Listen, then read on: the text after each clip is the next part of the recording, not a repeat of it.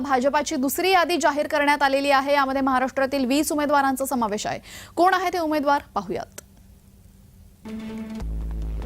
नागपूरमधून नितीन गडकरी, वर्ध्यातून रामदास तडस, चंद्रपूरमधून सुधीर मुनगंटीवार आणि अकोला येथून अनूप धोत्रे, नंदुरबारमधून हिना गावित, धुळ्यातून सुभाष भामरे, जळगावमधून स्मिता वाघ या नव्या उमेदवार आहेत आणि रावेरमधून रक्षा खडसे,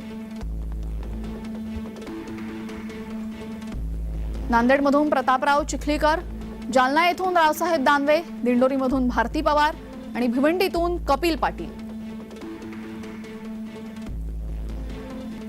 उत्तर मुंबई येथून पियुष गोयल यांना संधी आहे। मुंबई उत्तर पूर्वमधून मिहिर कोटेचा आणि पुण्यातून मुरलीधर मोहोळ तर नगरमधून सुजय विखे पाटील, बीडमधून पंकजा मुंडे यांना संधी देण्यात आली आहे। लातूरमधून सुधाकर शृंगारे, माढा येथून रणजित नाईक निंबाळकर आणि सांगलीमधून संजय काका पाटील।